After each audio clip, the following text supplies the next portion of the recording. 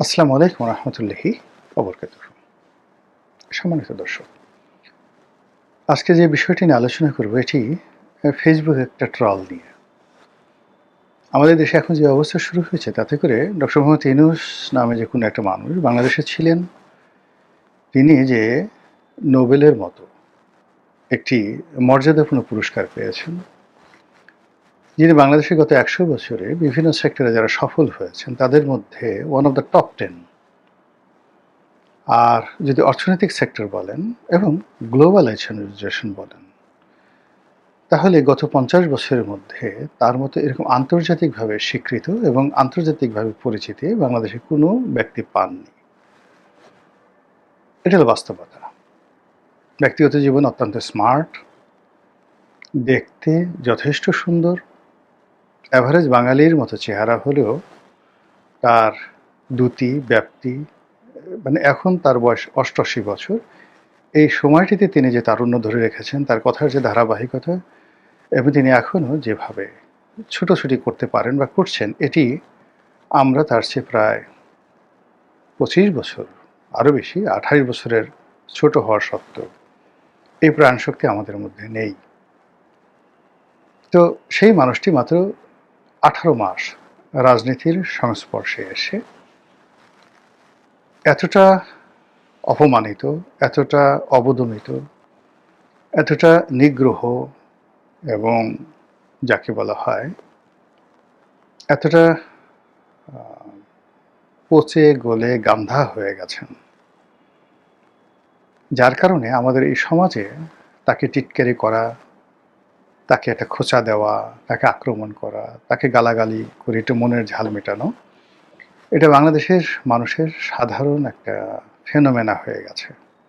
সকালের নাস্তা যেমন অপরিহার্য, রাতের ঘুম যেভাবে অপরিহার্য, এভাবে এই বাংলার জমিনে ডক্টর মোহাম্মদ ইউনূসকে গালাগাল করা এখন অনেকের একটা স্টাইলে পরিণত হয়েছে। মানুষ গালাগালি দিতেও পছন্দ করে, শুনতেও পছন্দ করে। তো এরকম ইন্টারনেট ঘিরে, সামাজিক মাধ্যম ঘিরে ডক্টর মোহাম্মদ ইউনূসকে নিয়ে যে সকল ট্রল হয়, গালাগালি হয়, তার মধ্যে এই যে আমি আজকে যে শিরোনাম, এরকম শিরোনামে একটা বক্তব্য দেখলাম যে সামবডি তিনি বলছেন যে ডক্টর মোহাম্মদ ইউনূস এনসিপিতে যোগদান করছে। আমি নিশ্চিত তিনি সেটা ঠাট্টা করে বলেছেন। আর এটা নিয়ে আমি যে ভিডিও করছি, কন্টেন্ট তৈরি করছি, এটাকে আমি ঠাট্টা করে করছি প্রশ্নই আসে না। আমি সিরিয়াসলি করছি। কেন করছি সেটা আপনাদেরকে বুঝিয়ে বলব। প্রথমত যে ডক্টর মোহাম্মদ ইউনূসকে যেভাবে গুতোগুতি করা হচ্ছে, যেভাবে ধাক্কাধাক্কি করা হচ্ছে, তাতে করে সারা দুনিয়ায় তিনি এখন নিগৃহীত। আপনারা জানেন যে পশ্চিমা দুনিয়াগুলো, বিশেষ করে ধনতান্ত্রিক বিশ্ব, তারা টাকা ছাড়া কাউকে চেনেন না। আমেরিকার যে সাম্রাজ্যবাদ, সেই সাম্রাজ্যবাদের একটা প্রধান বৈশিষ্ট্য হলো যতক্ষণ পর্যন্ত আপনার ক্ষমতা আছে, যতক্ষণ পর্যন্ত আপনার টাকা আছে এবং যতক্ষণ পর্যন্ত আপনি শরীর এবং মন দিয়ে আমেরিকার সেবা করতে পারবেন, ততক্ষণ পর্যন্ত তারা আপনাকে মাথায় করে নাচবে। ১। ২ নম্বর হলো যে যতক্ষণ পর্যন্ত তারা আপনাকে ব্যবহার করতে পারবে, ততক্ষণ পর্যন্ত তারা আপনাকে টাকা দেবে, পয়সা দেবে, কিন্তু কোনো অবস্থাতেই আপনাকে মাথায় তুলে নাচবে না। আর আপনার কোনো রকম আবদার আপনার তারা রাখবে না। তারা যাদেরকে রিক্রুট করে বাংলাদেশে বা অন্য যে কোনো দেশে, তাদেরকে তারা মনে করে ক্রীতদাস।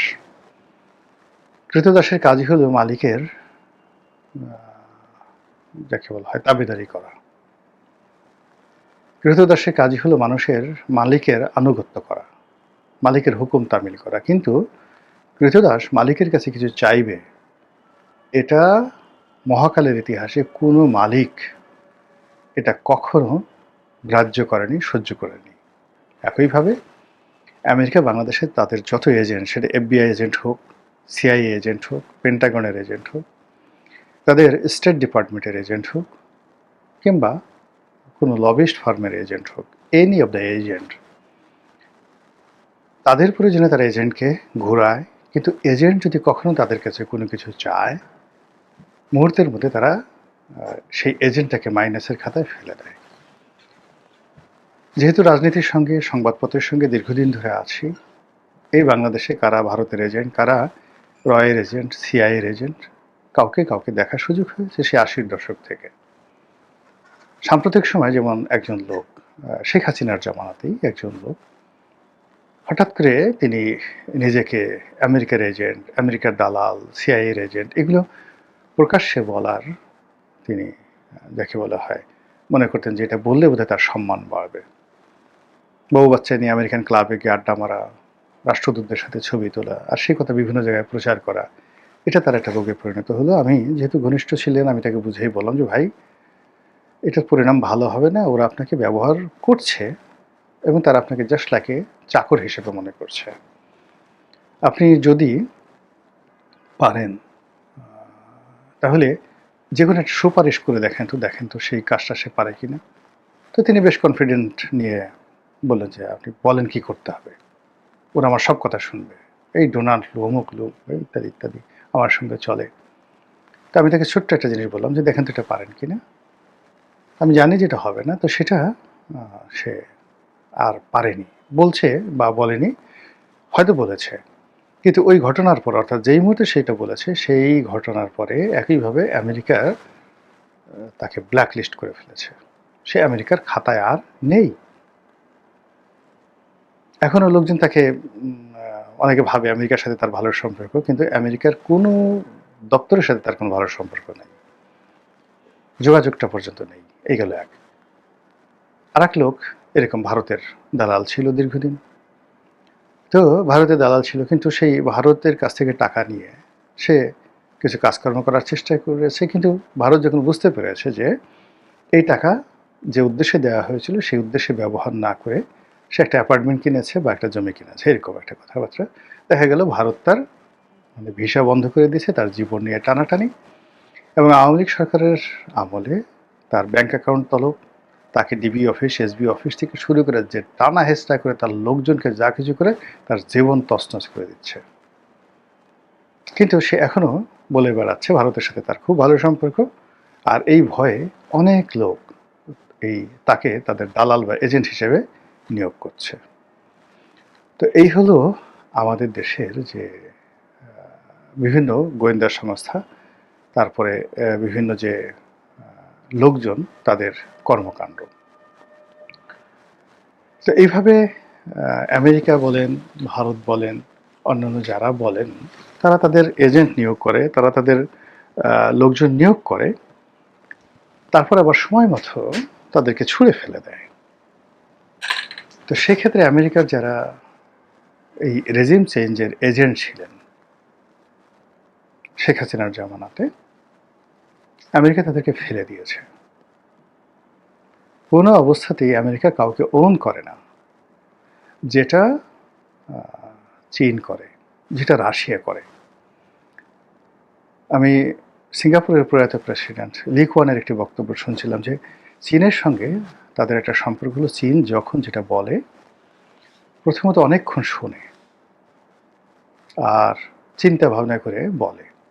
যেমন তিনি দেং জিয়াওপিং তার সঙ্গে লি কুয়ানের একটা বৈঠক হলো সিঙ্গাপুরে। তো তিনি তাকে বললেন, দেং জিয়াওপিং বললেন যে তোমাকে আমার খুব ভালো লেগেছে, তো তুমি বেজিংয়ে আসো, তোমার সঙ্গে আমার আবার দেখা হোক। তো লি কুয়ান বললেন যে দেখা করব, তুমি তোমাদের দেশ যখন উন্নত হবে তখন যাব। তো উনি বললেন যে সে তো অনেক বছর লাগবে, ওই সময়টাতে আমি বেঁচে থাকবো কিনা জানি না, তুমি থাকবা কিনা তাও জানি না, তো আসো। তো বোঝার চেষ্টা করেন যে দেং জিয়াওপিং এর তার যে ভিশন কোন পর্যায়ে ছিল। তিনি এই কথাটা বলেছেন ৮০-র দশকের একেবারে শুরুতে, ৮১-৮২ সনে।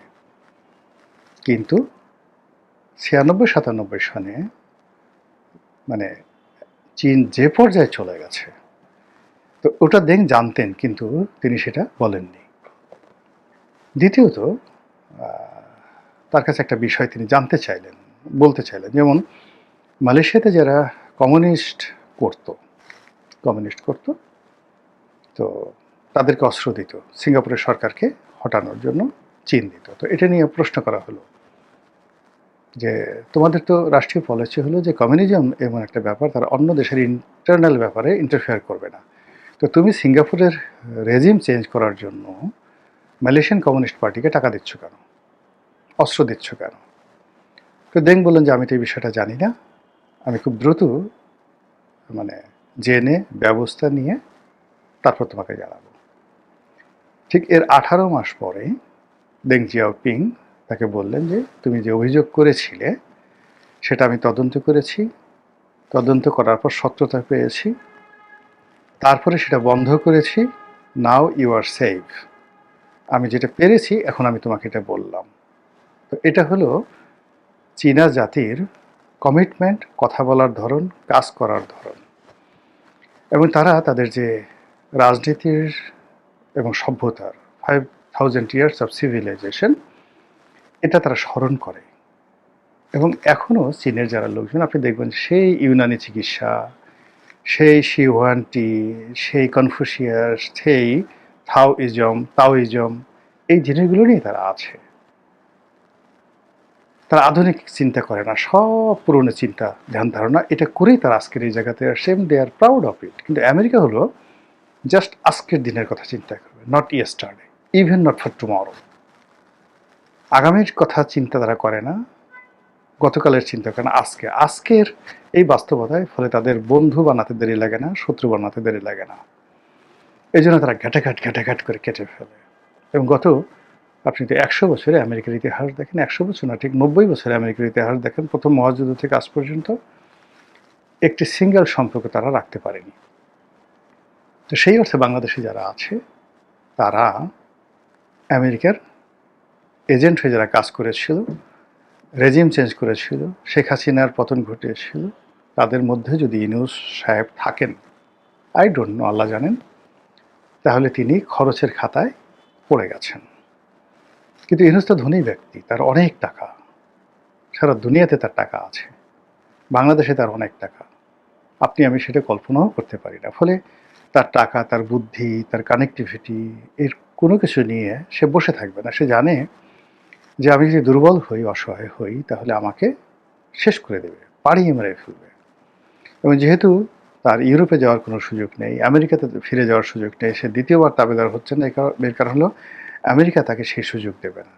আর আমরা বাংলাদেশে তাকে নিয়ে যেভাবে তুচ্ছ তাচ্ছিল্য করছি, তাকে আক্রমণের মুখে ফেলে দিচ্ছি, তাকে আহত করার চেষ্টা করছি মানসিকভাবে, এবং তাকে ভয় দেখাচ্ছি, মবের ভয় দেখাচ্ছি, সেক্ষেত্রে হি নিডস প্রোটেকশন। আর সেই প্রোটেকশনটা হলো রাষ্ট্রপতির মতো একটি সুরক্ষিত পদ, বঙ্গভবনের মতো একটি সুরক্ষিত আবাসগৃহ, এবং মাথার উপর বিএনপির মতো একটা বড় দলের ছাদ। সেটা তিনি আশা করতে পারেন এবং সেটা তিনি চেষ্টা করছেন। আর সেই কাজে যদি তিনি ব্যাহত হন, ব্যর্থ হন, আর